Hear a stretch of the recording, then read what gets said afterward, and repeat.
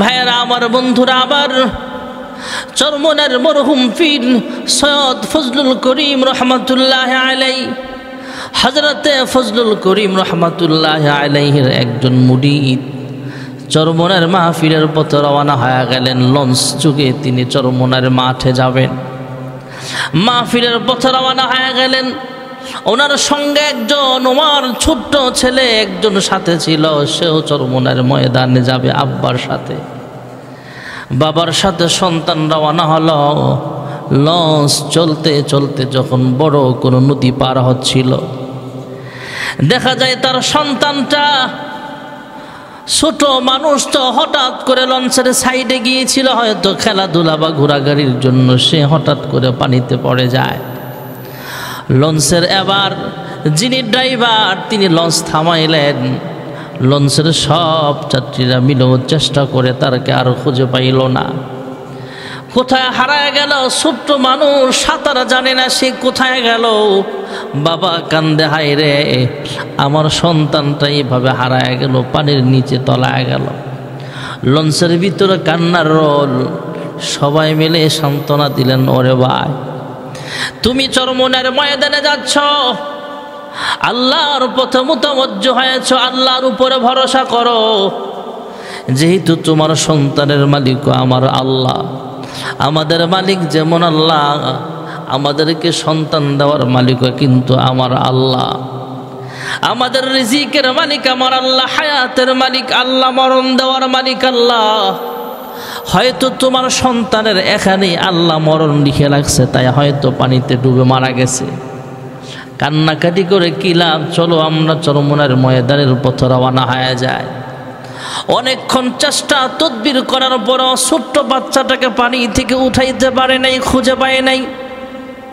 আবার চরমনের দিকে লঞ্চ রওনা হয়ে যায়।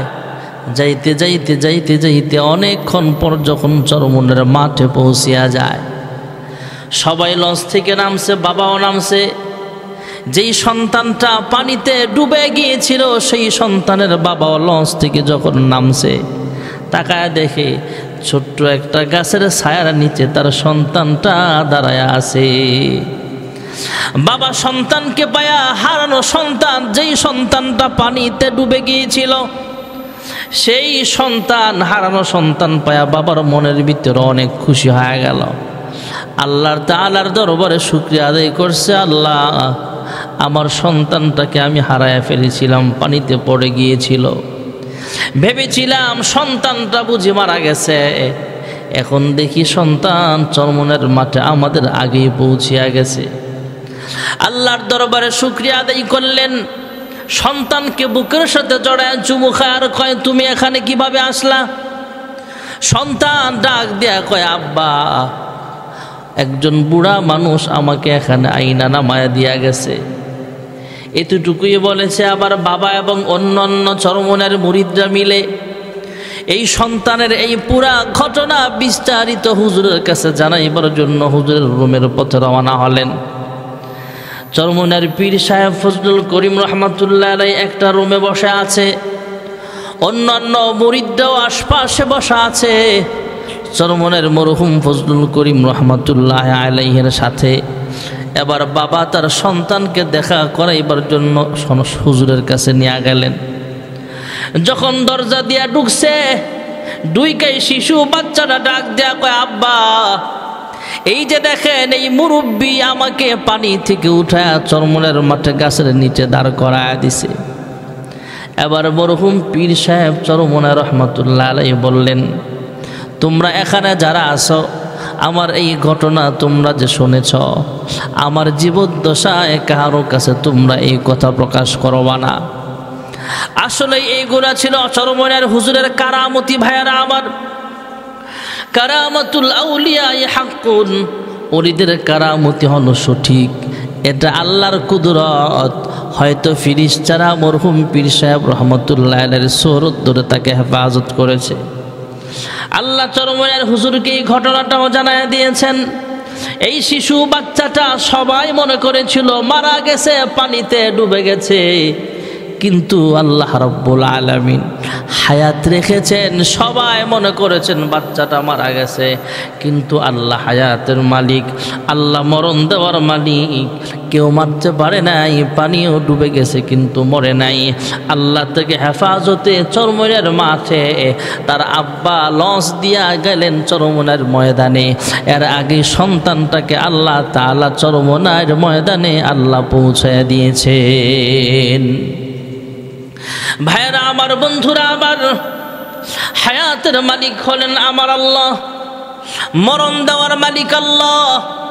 যখন মরণ চলে আসবে কেউ আমাকে আপনাকে বাঁচাইতে পারবে না। মরণ থেকে যতই পালাও মরণ তোমায় লইবে ঘিরি। যদিও সুদূর আকাশ পানে পালাও সেথায় লাগিয়ে সিঁড়ি। কুল্লু নাফসিন যায়িকাতুল মাউত মৌতু কাসিন কুল্লু নাফসিন শারিবু মৌতু কাসিন কুল্লু নাফসিন শারিবু কবরু বাইতিন কুল্লু নাসিন দাখিলু।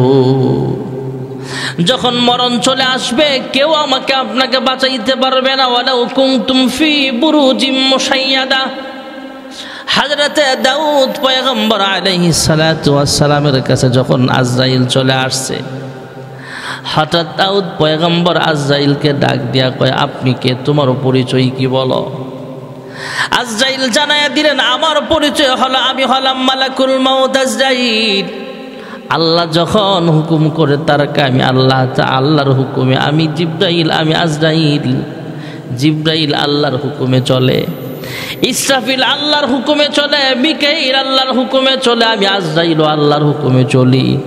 আল্লাহ যখন হুকুম করে যার হায়াত ফুরায়া যাবে আমি তার রূহটা কবজ করিয়া আল্লাহর কাছে নিয়ে যাই। মৌতু কাসিন কুল্লু নাফসিন শারিবু মৌতু কাসিন কুল্লু নাফসিন শারিবু কবরু বাইতিন কুল্লু নাসিন দাখিলু। আমাদের সকলেরই মরণ আসবে ভাইয়ারা আমার। জানি না আজকের এই বসা কার জীবনের শেষ বসা হয়ে যায়, আজকের ওয়াজ কার জীবনের শেষ ওয়াজ মাহফিল হয়ে যায় ভাইয়ারা আমার। যেদিন মালাকুল মউত আজরাইল আমার সামনে হাজির হয়ে যাবে, আমার দেহ থেকে রূহটা আলাদা হয়ে যাবে। কয়েকজন দৌড়ায়া মসজিদে যাবে মাইকে আলান দেওয়ার জন্য, আর কয়েকজন বাজারের পথে রওনা হবে কাপড়ের কাপড় কেনার জন্য, আর কয়েকজন মহিলারা বড়ই পাতার গরম পানি করতে ব্যস্ত হয়ে যাবে। কয়েকজন রওনা হবে কবরস্থানে কবর খনন করতে রওনা হয়ে যাবে। মাইকে আলান হয়ে যাবে, নির্দিষ্ট সময়ে আমাকে গোসল দেওয়া হবে, কাপড়ের প্যাকেট বানায় আমাকে খাটিয়ার উপরে শোয়া দেওয়া হবে, বড়ই পাতার গরম পানি দিয়া মশারি টানা জীবনের শেষবারের মতো গোসল দিয়া দিবে।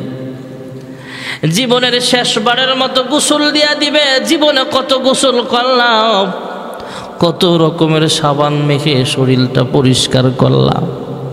এমন একদিন সময় চলে আসবে রে ভাই, যেদিন নিজের শরীর পরিষ্কার করার মতো শক্তি আমার শরীরে থাকবে না, হাতে থাকবে না। জীবনে কত গোসল করলাম, নিজের ভেজা কাপড়টা পাল্টায় নতুন পোশাক পরলাম, ভেজা কাপড় পাল্টায় শুকনা কাপড় পরিধান করলাম। এমন একদিন সময় চলে আসবে যেদিন ভেজা কাপড় পাল্টায় শুকনা কাপড় পরার মতো শক্তি আমার হাতে থাকবে না, শরীরে থাকবে না।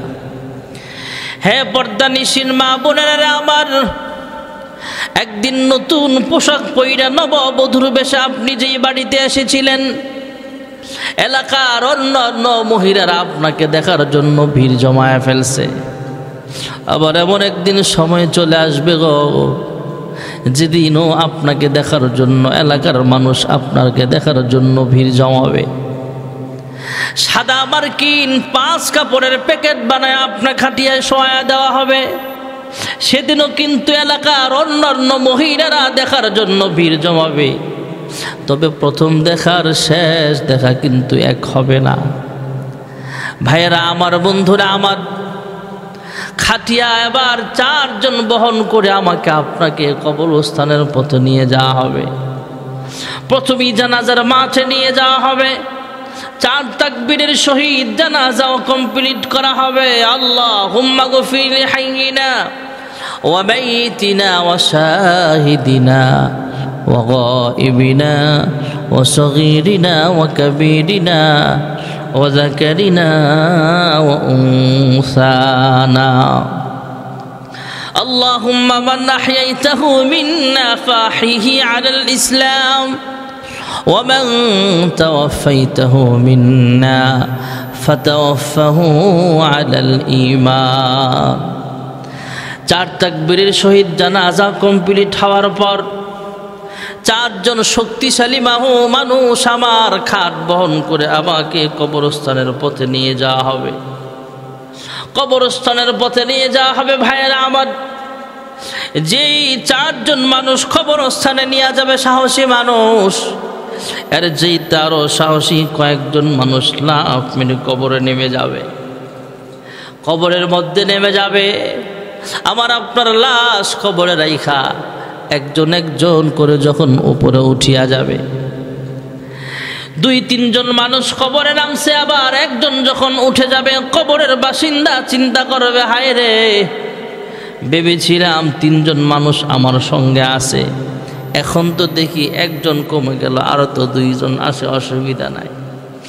আর একজন যখন উঠে যাবে তার কলিজায় কামড় মারবে, আরেকজন যখন উঠে যাবে কবরের বাসিন্দা চিৎকার করে কাঁদবে, হায় রে কার জন্য বাড়ি সাজাইলাম, কার জন্য গাড়ি সাজাইলাম, কার জন্য দুনিয়ার ধন সম্পদ কামাইলাম। আমি বড় শিল্পপতি ছিলাম, আজকে খালি হাতে আমাকে কবরে দাফন কইরা তোমরা চলে যাও। বুঝা গেল দুনিয়া কামাই করার পিছনে সময় দিয়া যে মালিকের কুদরতি পায়ে সাজদা দেওয়ার সময় আমি পাই নাই, এ আমার আল্লাহ ছাড়া কবরে আমার আপন আর কেউ হতে পারে না। যখন আমার কেউ ছিল না তখন ছিলে তুমি, যখন আমার কেউ রবে না তখন রবে তুমি। চাই না প্রভু আমি হারাতে তোমারে, হৃদয় জুড়ে তোমারি প্রেম দাও প্রভু আমারে। আল্লাহ ছাড়া আমার আপন কেউ হবে না ভাইয়ারা আমার।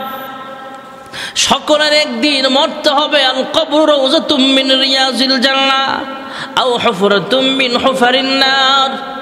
কবর কাহারো জন্য জান্নাতের বাগান হয়ে যাবে, টুকরা হয়ে যাবে, আবার কাহারো জন্য জাহান্নামের গর্ত হয়ে যাবে। এই জন্যই তো হযরত আলী রাদিয়াল্লাহু তাআলা আনহু যখন কবর দেখতেন তখন জ্ঞান হারায় ফেলতেন, চিৎকার করে জ্ঞান হারায় ফেলতেন। জিজ্ঞেস করা হলে, হে আলী আপনার তো আমল ভালো আছে, তারপরও কবর দেখলে ভয় পাইতো ওরা, আপনি কেন ভয় পান? উনি জবাব দিলেন, কবর হলো এমন একটা জায়গা, এই কবর হলো কবর পরকালের প্রথম ঘাঁটি, পরকালের ইমিগ্রেশনের প্রথম ঘাঁটি হলো, প্রথম গেট হলো কবরের জগৎ।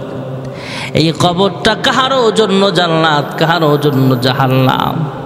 এই জন্য কবর দেখলে আমার ভয় লেগে যায়। এই জন্য আমরা বেশি বেশি কবরের কথা স্মরণ করা, মরণের কথা যদি আমরা বেশি বেশি স্মরণ করতে পারি ভাইয়ারা আমার, তাহলে আমরা গুনাহ থেকে বেশি বেশি বেঁচে থাকতে পারি। এই জন্য মহান আল্লাহ তাআলা কোরআনুল কারীমে বিভিন্ন জায়গায় মরণের কথা আমাদেরকে স্মরণ করায়া দিয়েছেন। ইযা জাআ আজালুহুম ফালা ইস্তাখিরুনা সাআতাও ওয়ালা ইস্তাকদিমুন। মরণ যখন চলে আসবে কেউ আমাকে আপনাকে বাঁচাইতে পারবে না ভাইয়ারা আমার। হযরতে বাদশাহ সুলাইমান আলাইহিস সালাতু ওয়াস সালাম, তিনিও তো একজন জলিলুল কদর পয়গম্বর ছিলেন ভাইয়ারা আমার। বাদশাহ সুলাইমান আলাইহিস সালাতু ওয়াস সালাম, ওনার সামনে একজন লোক বসে আছে, হঠাৎ করে আজরাইলের আগমন ঘটে যায়। সুলাইমান পয়গম্বরের সামনে আইসা দেখে লোকটা বসে আছে। আজরাইল একটু চোখ রাঙ্গায়া লোকটার দিকে তাকাইলে লোকটা ভয় পেয়ে যায়। ভয় পেয়ে আইসা সুলাইমান পয়গম্বরকে ডাক দিয়া কয়, বাদশা সুলাইমান, আমার বড় ভয় হয়, আমি লোকালয়ের বাহিরে জঙ্গলে কোথাও একা নির্জনে বসবাস করতে চাই, চলে যেতে চাই। যেহেতু বাতাস আপনার কথা শুনে, বাতাস আপনার তাবে, আপনার হুকুমের গোলাম বানিয়ে দিয়েছেন আল্লাহ তাআলা, বাতাসের সাহায্যে আমাকে আফ্রিকার জঙ্গলের মধ্যে অমুক জায়গায় আমাকে পৌঁছায় দেন। বাদশা সুলাইমান বাতাসকে হুকুম করলে এবার লোকটাকে বাতাসে উড়ায় আফ্রিকার জঙ্গলের অমুক গাছের নিচে রাইখা দিলে। কিছুক্ষণ পর আজরাইল যখন সামনে চলে আসে, বাদশা সুলাইমান জিজ্ঞেস করলেন, হ্যাঁ ভাই আজরাইল, আমার সামনেই তো লোকটা বসা ছিল, আপনি চোখ রাঙ্গায় তাকাইলেন কেন? সে তো ভয়ে বাতাসের মাধ্যমে আমাকে বলেছেন, আমি বাতাসের মাধ্যমে আফ্রিকার জঙ্গলে পৌঁছায় দিয়েছি। বাদশা সুলাইমান ডাক দিয়া কয়, হে আজরাইল, আপনি এইভাবে চোখ রাঙ্গায়া লোকটার দিকে তাকানোটা উচিত হয় নাই, কেন তাকাইলেন? হযরত আজরাইল ডাক দিয়া কয়, হ্যাঁ বাদশা সুলাইমান, আমাকে আল্লাহ তাআলা একটা দায়িত্ব দিয়েছেন, মানুষের রূহ কবজ করা। কয়, হ্যাঁ, আল্লাহ তাআলা এই কথাও লিখে দিয়েছেন কোথায় কার মরণ হবে, কয়টার সময় হবে, কখন হবে, কোথায় হবে, সব ডিটেলস লেখা আছে, বিস্তারিত বর্ণনা দেওয়া আছে। আমি আমার ডায়েরিতে তাকায় দেখলাম টাইম মিল আছে, অমুক টাইমে এই লোকটার মৃত্যু হবে। জায়গাও লেখা আছে আফ্রিকার অমুক জঙ্গলের অমুক গাছের নিচে তার মরণ হয়ে যাবে। এখন তো আমি ওই লোকটাকে আফ্রিকার জঙ্গলের গাছের নিচে পাই নাই, খুঁজতে খুঁজতে আপনার কাছে এসে দেখে আপনার সামনে বসা আছে।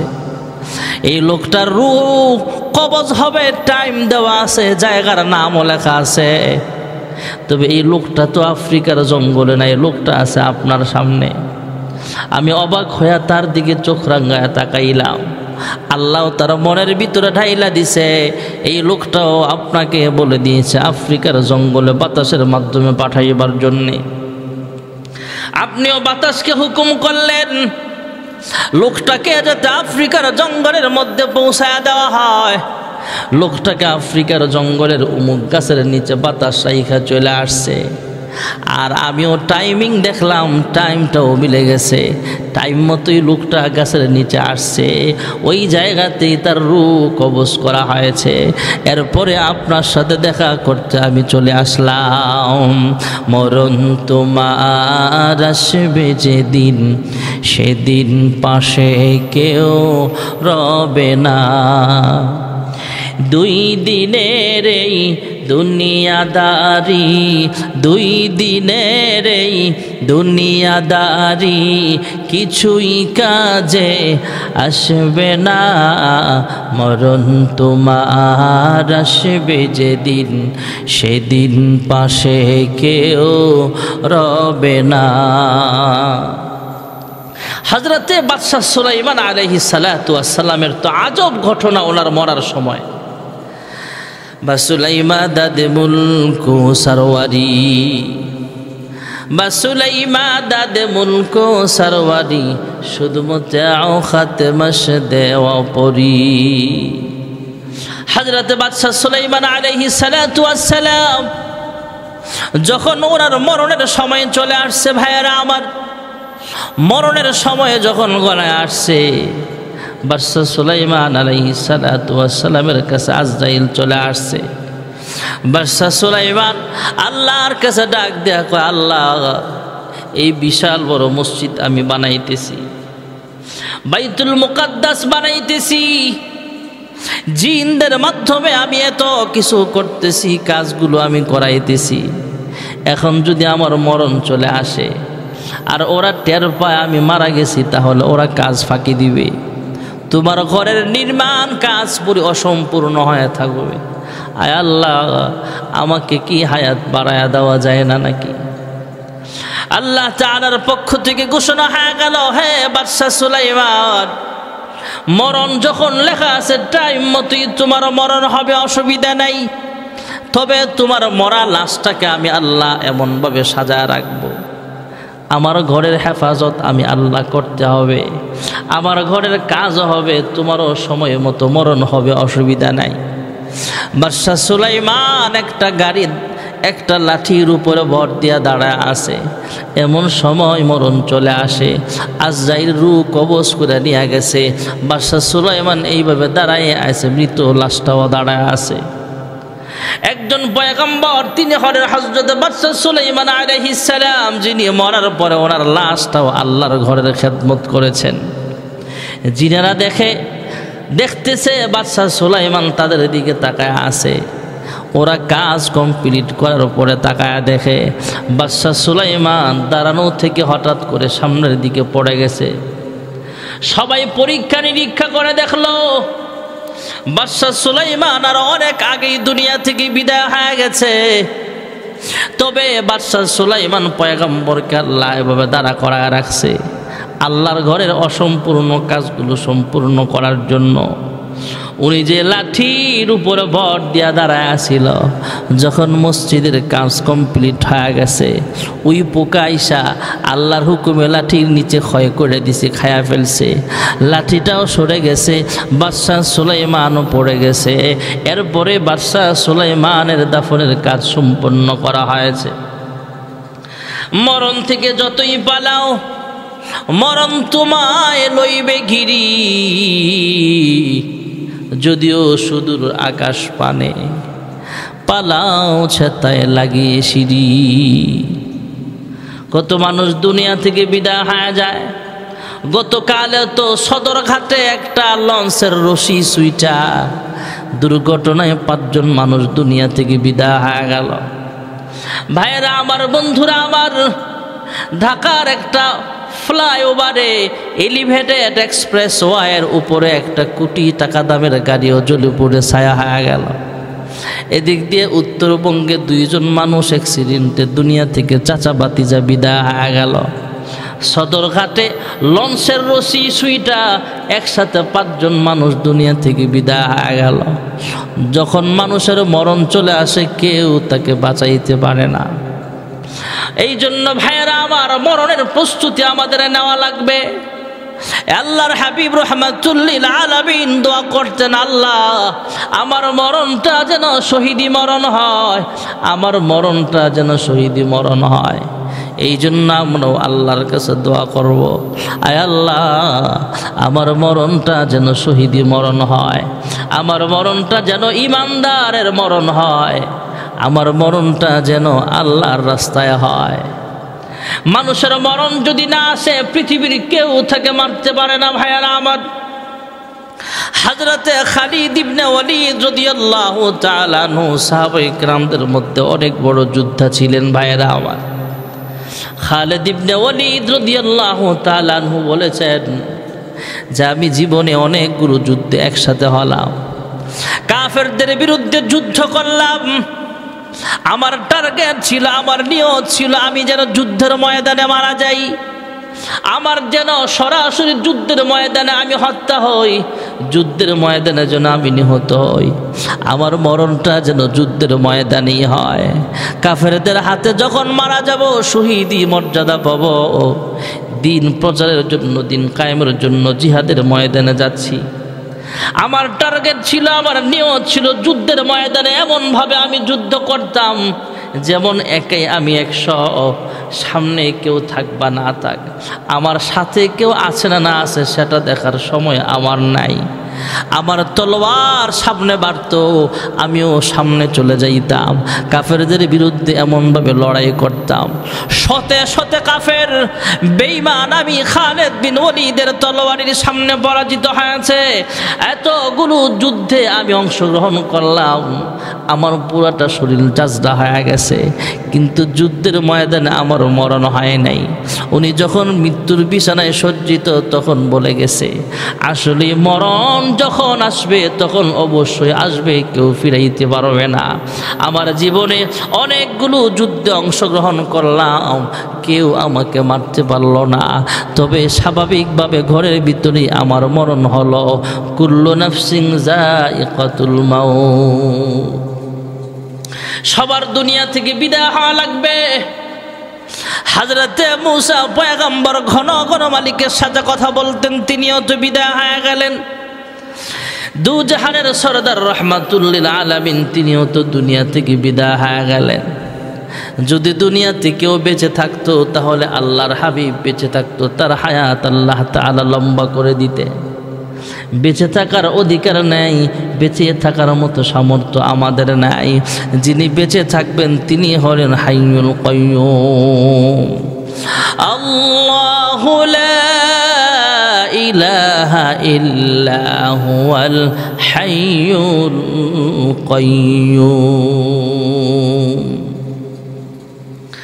আল্লাহর হাবিব বাঁচতে পারে নাই, তো নিরমরণ হয়ে গেছে। হযরতে মূসা কালিমুল্লাহ, যিনি ঘন ঘন মালিকের সাথে কথা বলতেন, তিনিও দুনিয়া থেকে বিদায় হয়ে গেছে। সমস্ত নবীরা দুনিয়া থেকে বিদায় হয়ে গেছে, কেউ বাঁচতে পারবে না। একদিন আমারও মরণ হয়ে যাবে। যিনি সব সময় বেঁচে থাকবেন, হাইয়ুল কাইয়্যুম, হলেন একমাত্র আমার আল্লাহ। আল্লাহু লা ইলাহা ইল্লা হুয়াল হাইয়ুল কাইয়্যুম। আমার আল্লাহ হলেন চিরঞ্জীব, যার মরণ নাই, যার ক্ষয় নাই, যার লয় নাই। আমার আল্লাহ ঘুমায় না, আমরা কিন্তু ঘুমায়া যাই। মুসা নবী জিজ্ঞেস করলেন, হে মালিক, আপনি কেন ঘুমান না? ঘুমাইলে কি অসুবিধা একটু জানতে চাই। আল্লাহ জানাইয়া দিলেন, মূসা, আমি আল্লাহ ঘুমাই না, তন্দ্রাও যাই না। আমি আল্লাহ আমার বান্দা বান্দির আরামের ঘুমের ব্যবস্থা করে দেই।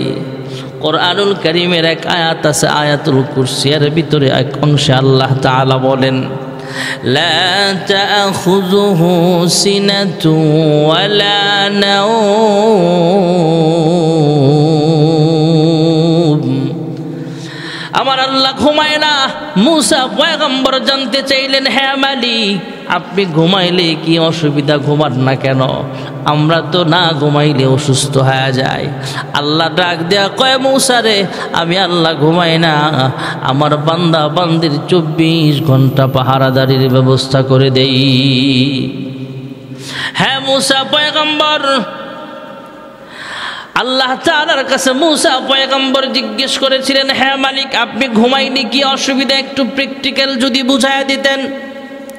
আল্লাহ রাব্বুল আলামিন হুকুম দিলেন, হে মূসা পয়গম্বর, একটা কাঁচের গ্লাস নিয়ে তুমি পানি ভর্তি কাঁচের গ্লাস নিয়ে দাঁড়াও। মূসা নবী দাঁড়াইলেন, আল্লাহ তাআলা একটু ঘুম ঢাইলা দিলেন, তিনি দাঁড়ায়া দাঁড়ায়া ঘুমায়, দাঁড়ায়া দাঁড়ায়া ঝিমায়। তোমরা ভাইয়েরা আমার চলে আসলো, ঘুম চলে আসছে, হালকা ঘুম চলে আসছে দাঁড়ানোর উপরে। দাঁড়ায়া দাঁড়ায়া যখন ঘুম আইতেছে, ঘুম চলে আসছে, তখন হাত থেকে গ্লাসটা নিচে পইরা টুকরা টুকরা হয়ে গেলে আল্লাহ জানতে চায়, মূসা, তোমার হাতের গ্লাসটা এই মুহূর্তে কোথায় আছে? মূসা নবী ডাক দিয়া কয়, আল্লাহ, ঘুম আসার কারণে আমার হাতের ব্যালেন্স ঠিক থাকে নাই, হাত থেকে পড়ে গেছে। আমার হাত থেকে ছুটে নিচে পড়ে গিয়া টুকরা টুকরা হয়ে গেল। আল্লাহ তাআলা আবার জানায় দিলেন, হ্যাঁ মূসা পয়গম্বর, ঘুম আসার কারণে একটা কাঁচের গ্লাস তোমার হাতে ধরে রাখতে পারো নাই। আমি আল্লাহর কুদরতি হাতে শুধু একটা কাঁচের গ্লাস নয়, আমি আল্লাহর কুদরতি হাতে 7 আসমান 7 জমিন পরিচালিত হয়। আমি আল্লাহর কুদরতি হাতে পুরা পৃথিবী পরিচালিত হয়।